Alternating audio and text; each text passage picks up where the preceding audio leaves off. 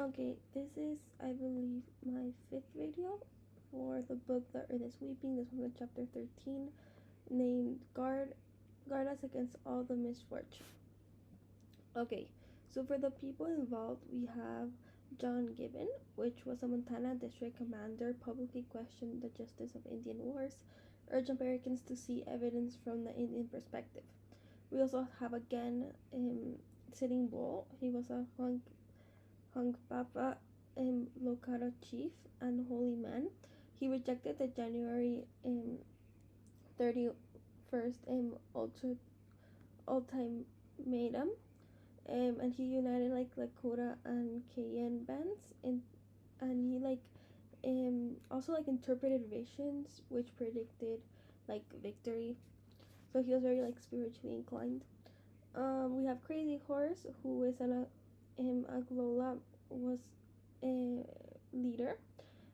He was sheltered Cane refugee, and committed to diversified war and coordinated with the Sitting Bull. There's also the Four Horns and General Philip Sheridan and General Alfred H. Terry.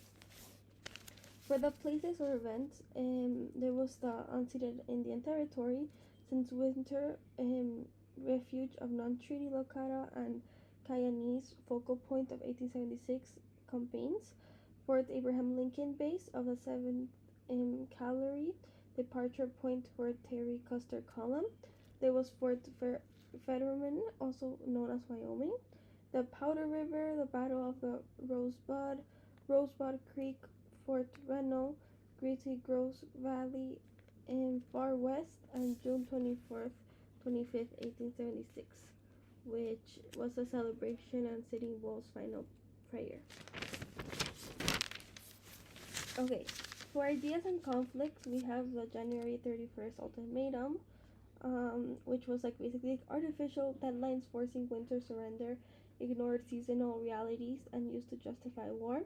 We have the winter warfare decline, the defensive Indian strategy, the vision and spiritual authority, as well as the Pinster movement strategy, Terry, the scout intelligence, Crow and Sharon, army logistic limits, weather supply, and public narratives versus reality. Then we have conflict. We have some conflict with federal ultimatum versus seasonal indigenous in life, since the winter deadline clashed with practical realities of survival and diplomacy. We have the justice versus manufactured hostility, which is a government ignored peaceful response and labeled Indians deficient to legitimate force. The coordinate failure and the columns, the crooks withdraw and silence, and the ambition versus caution, and the defensive resistance versus expansionistic pressures. Okay, finally, I will speak about the purpose and its connection to the historical narrative, since this chapter captures the moment when miscommunication, ambition, and deliberate policy choices converge to make large-scale war unavoidable. The Lakotas and Cheyennes did not seek battle after Rosebud. They basically believed that they had driven the soldiers away and returned to safety.